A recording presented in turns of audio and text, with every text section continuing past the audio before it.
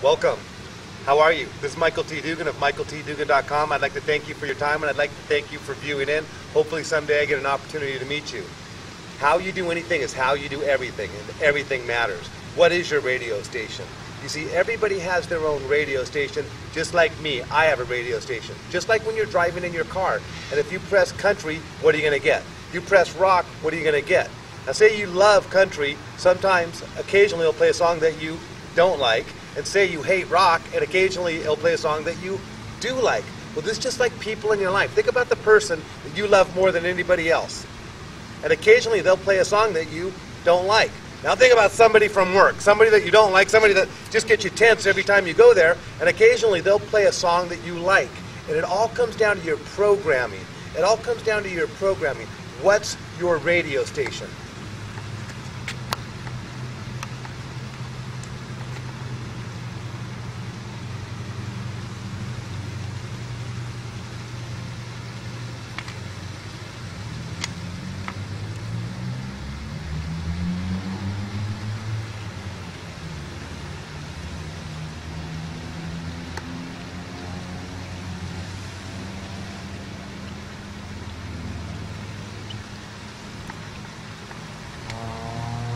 Awareness is the first key to change, and awareness is a type of intelligence.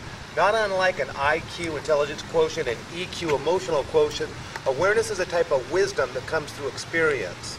And the more aware I can make you, the better you'll do in your life. So what I want to do is I want to increase your awareness of your radio station a little bit today, so that perhaps when you leave here empowered.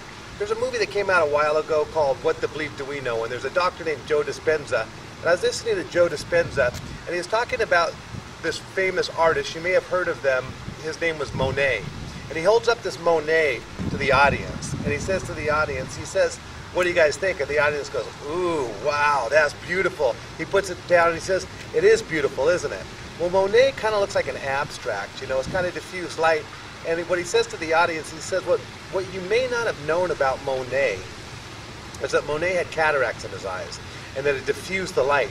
So Monet painted what he actually saw, or what he didn't see, depending upon your perception. Then he held the painting back up and he showed it to the audience, and the audience went, "Oh my gosh!" And what had happened that was so cool that Joe illustrated is he gave the audience a piece of knowledge. And once he gave them that piece of knowledge, it changed their perception, it changed the way they viewed reality around them. So what I hope to do today, what I hope to accomplish in the short amount of time that we have together, is give you a piece of knowledge that changes your perception positive for the rest of your life. And awareness is a type of intelligence, as I said earlier, that correlates with your frequency. Some people have lower frequencies, lower awareness. Some people have higher frequencies, higher awareness. And awareness is the first key to change. Now, two things in life are certain. As I said yesterday, one is death and one is change. Change is certain, but most people don't like to change because people habituate. Just like I said yesterday, for those of you, as how you do anything and everything matters, the earth turning is the habit, going around the sun is a habit, we have to sleep, habit, we have to eat, habit, and we think. Thinking's a habit.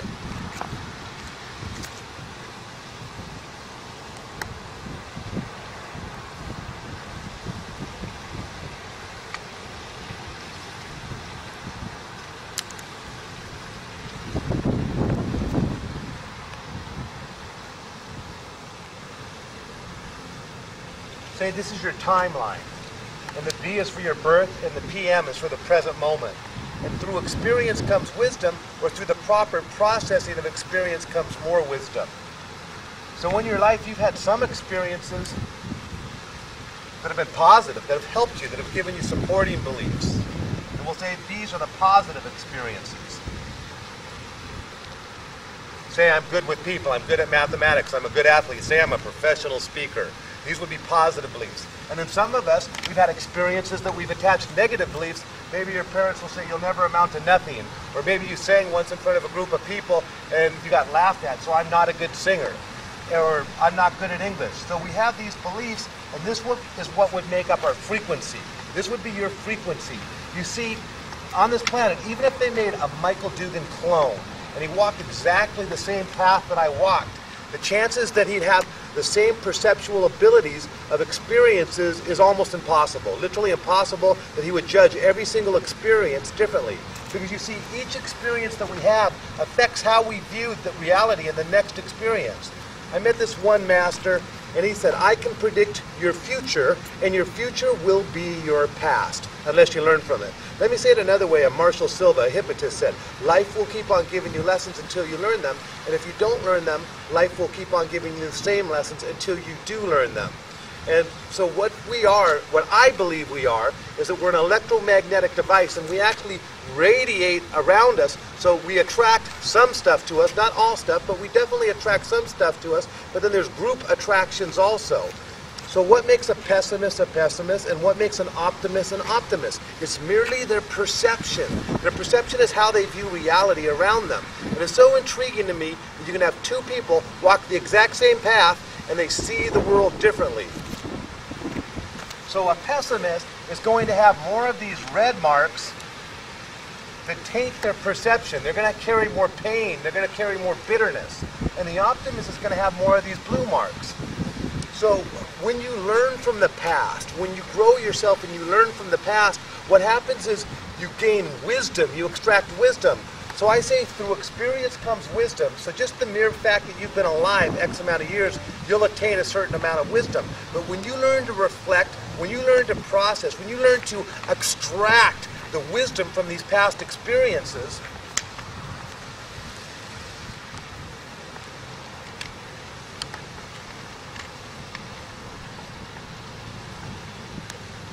these little red ones turn to blue. And your frequency goes up. Some people, they just don't get it. They don't understand the value of looking at their past. As I said in my CD, The Lock, the Key, and the Fee, how human perception becomes locked. And everybody thinks they're right, so let them be right. Some people say, what's the truth? I want the truth. I know the truth. Everybody thinks they're right. Here's what I think the truth is. There's 7 billion truths. That's the truth. And just like I think I'm right, you think you're right.